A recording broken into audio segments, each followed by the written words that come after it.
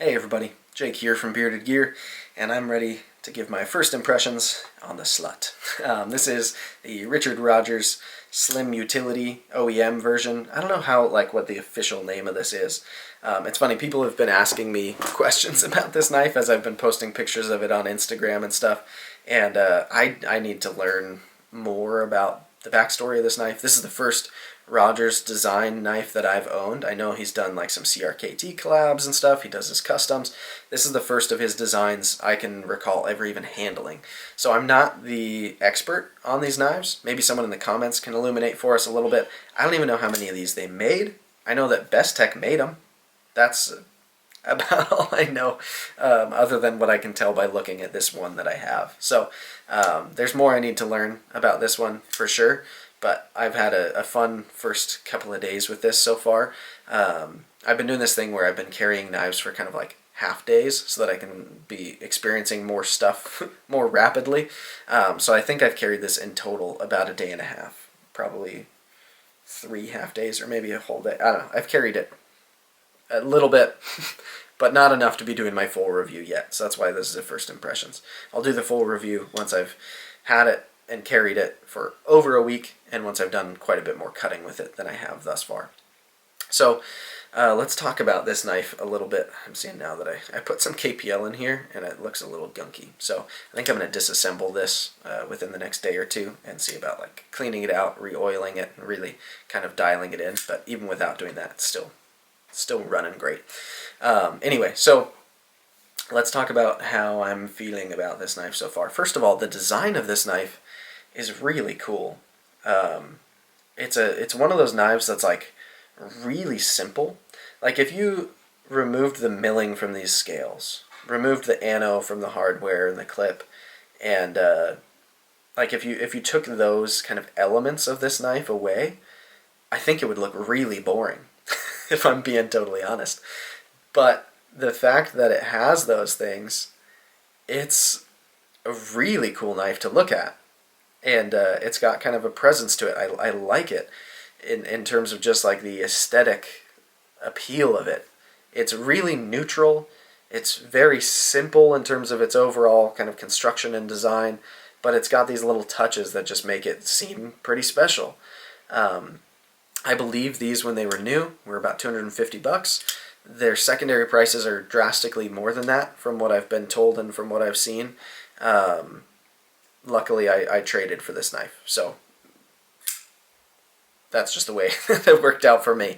But it's a really cool, very well-built knife. So I can see how those secondary prices are getting to where they are. It's always hard for me to justify secondary prices. I'm not the kind of guy who likes to pay inflated prices for knives, especially if there's like a future run coming or something, then I'd rather just wait. I don't know if there will be more of these. I don't know enough of the story. But I can say it's really, really nice. So, yeah, let's start busting into it a little bit. Let's talk about construction, the materials it's made of, and then I'll go through kind of my typical talking points and see where we're starting out this journey. So, the blade steel on this guy is going to be M390. It's marked very faintly and tinily. Is that a word? It's very tiny. On this side, you see a little M390 right there, and then you see Rogers Design written right there. The blade finish is kind of this cool like blasted finish. I like it. It's non-reflective and it just looks like it's a good kind of user finish to me. It's not like stone washed or anything, so it's not looking too like... I'm not usually a huge fan of getting knives that already look like they've been beat up so that it doesn't look like I beat them up, although there's an argument to be made there, sure. I got my hair cut today and I feel like I have these like wispy parts of my beard from having my mask on for a long time. Anyway, I like the blade finish. I think it looks good.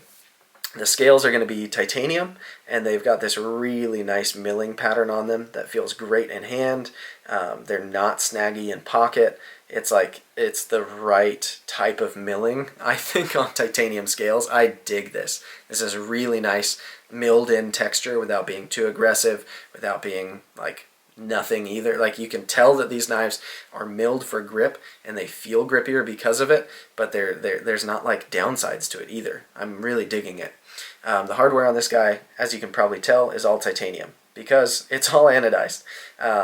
it's an interesting pattern too. So like the hardware back here looks pretty like purplish. It's kind of blurply. Certain light it looks very blue, and other light you get a little bit of purple. And then the pivot screws do that as well, but I feel like the pivot screws seem a little bit more dominantly blue than purple, whereas the clip has a little bit more of a purple look to it than the screws do, but it all matches. It's like the same like blending. I don't know. It's really cool looking. I'm not usually a fan of like purple accents on knives, but something about the way this like has the blue and the purple tone, like depending on the lighting, it's just a cool aesthetic thing, and it's not the entire knife that's done that way. You'll notice as well the liner lock bar inside is anodized to match. It's also going to be titanium. So we've got titanium scales, titanium liner lock, titanium components, bearings, M390 blade. That's what this knife is made of, and it's all nice stuff. So let's talk about the carry, cutting, action, ergos, all of that kind of typical stuff for me, and we'll see where I'm starting out on this knife at. Let's start with ergos.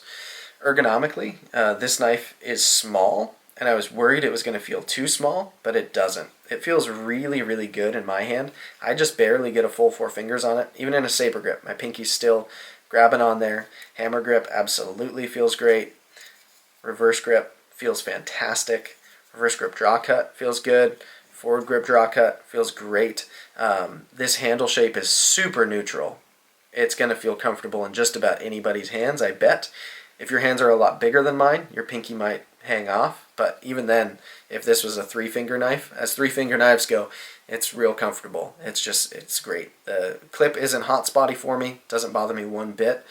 In fact, when I'm really bearing down on this knife, the way that the clip sits kind of right into like one of the like folds of my hand, like see here in this crease, I just like I can't tell the clip is even there really. Plus, if you're somebody who is okay with having knives without pocket clips on them, if you watch the unboxing, he sends these with replacement screws back here, so you can take off. The clip is suspended with these kind of barrel spacers right here, right? You can take off these long screws and those barrel spacers, you put in the short screws that he provides, and then boom, it's a clipless knife. And he even includes a leather slip for it, so you can you've got options in terms of carry. I insist on having pocket clips on my knives. That's the way I am, so the pocket clip is staying on here, but pocket clip in hand is good. On that note, let's talk about carry. This is an interesting clip setup to me because I prefer like loop over style deep carry clips, right? I talk about that a lot. But on here, it's just a totally different construction. The only other place that I can recall off the top of my head seeing a clip construction like this is like from OEM. I think it's on the Swish that they do this kind of thing. Might be on a couple of their models. But yeah, it's a titanium clip that's actually fairly flat because it really just has to have like a little bit of a bend to go downward, not as dramatic as a loop over clip would, and then at the end it's another little bend up for your pocket to go under it. But it's a very simple clip because it's just suspended on those barrel spacers. I think it's pretty genius. I'm not sure why more people don't do it. Plus, I find it carries quite deep with that. Like in terms of how much knife is sticking out of your pocket, come on, it's really, like that much? Like there are knives with full-on deep carry clips on them that carry shallower than that does. So I like this clip construction. It works quite well for me. And this knife, every day of the week, is a secondary for me. This is not a primary size knife. So this is going back left pocket or fifth pocket or into my coat or something if I'm wearing a jacket. This is not a front right pocket knife. And so the fact that this is so slim and the pocket clip is done so well, it carries like an absolute dream. It's also very light, partially because it's just so small, but I mean, the construction is fairly light as well. Internally, on the show side, there's a huge pocket milled out. It's like a pocket that could fit a whole nother liner that's milled out, but you don't need a liner. It's a titanium show scale, so it's just a big pocket milled out. And then, of course, on the lock side, that milled out portion is filled with the liner lock. You got to have that in there. But even beyond that, just behind where the liner lock sits, there's another pocket milled out, even on the lock side. So the fact that it's so tiny and they've done internal milling and all this external milling. I mean, it's a pretty light knife. So yeah, it's light, it's slim, it's called the slim utility. It's very slim this way. Come on. Very slim in this direction, right? Very slim in this direction. It's not very long. I mean, like, there's no dimension where this knife could be considered big or cumbersome. It's all very slim, and I like that because in pocket, it just disappears. It's just super pleasant to carry, and I've really enjoyed having it in pocket. So, carry's great. Ergos are great. Let's talk action. Action is funny on this knife. It's a different type of deployment than a lot of people are used to, and I've had a lot of people ask me questions about how this knife actually deploys. So you can see what we have here instead of a thumb stud, or instead of a hole, or instead of a flipper tab, instead of a button for an auto, this has this milled out like groove in there, right? The only other knives I think I've experienced with a feature similar to that would be the Vero knives, which I've reviewed. This one is done on both sides, which the original Veros weren't. Now the Vero knives going forward, I think, are going to have it on both sides. I know the Axon does, which I've got coming. But yeah, it's just this milled out section. And inside of that milled out pocket, if you look, you can see it's actually got some kind of texture in there. Like there's milled lines in there as well. So I wasn't sure before I got this how well it was going to actually work. What I found is with my fingernail, kind of pressing into it right here, I can use my fingernail and I can middle finger flick it just fine. I can also use just the pad of my finger, and that works just fine. Middle finger flicking it works great. In terms of thumb deployment, it's a little bit trickier for me to get my thumb in the right spot. Come on. It's not going to work for me, is it? I've done it. I promise. Oh, man. This is embarrassing. There we go. I had to use a little wrist. It looked cheaterish. Anyways, the way I open this knife primarily is using my fingernail, but it works with the pad of my finger as well, and I just middle finger flick it. It works great. The action has gotten a little bit gritty since I opened it up. That's part of what I was looking down in there for and seeing it looks like I just got like some pocket lint, or I might have put too much KPL in it or something. Maybe there was already lube in it and I added KPL. I don't know. I'm going to disassemble this knife soon and take a look in there, clean everything out, reassemble it, and see how Gucci I can get it. But even being a little grittier than it was right out of the box and seeming like it needs me to clean it for some reason, the action is still a lot of fun. In terms of closing it, get past that detent, it's not like super drop shutty, but it's smooth all the way down, and we'll see when I clean it out, it might get even better. But yeah, I mean, it's fun to play with. I find myself fidgeting with this knife a lot when I'm carrying it. It's a good action. It's not the craziest action I've ever felt, but the fact that I can middle finger flick it kind of inherently gives it an advantage for me. That's the way I like to open knives. You could also definitely like slow roll it out, or because it's got these, if you're a two-handed opener kind of guy, that's real intuitive. It's kind of like a modern nail nick, if you will. So I like the action. The last category, I guess, is going to be, what am I missing? I've talked ergos, carry, action, cutting. Let's talk about cutting. Remember a few videos back when I couldn't remember and I was like, it's looks, and I went down a looks rabbit hole and then I realized after that it wasn't looks. That was good. That was a good look for me. Anyway, let's talk about cutting performance. So cutting on this knife is, I haven't done much yet. Let me start by saying that. I've opened mail with it, like literally envelopes. I've opened, I think, like 2 Amazon packages, and I've cut open a few, like hard, or not hard, like the bubble mailer envelopes. I've cut a few of those open. I feel like I might have unboxed one of my knives with it. Anyways, it's mostly been tape and stuff. I haven't done anything hard yet with it. I haven't even done like processing cardboard for the dumpster or anything like that. It's all been very light duty so far. No zip ties, no cutting up sheets of cardboard. But for the light duty stuff I've done with it, it's been great. It's got a really good factory edge on it. This edge is very sharp. I'm impressed with this Best Tech edge. I think it's great. The profile is really, really nice to cut with. So you can see, come on, we've got a nice, really thin blade stock, like quite thin. In terms of like folders go, in my collection this may be at the moment the thinnest blade stock. It's certainly up there with the thin ones.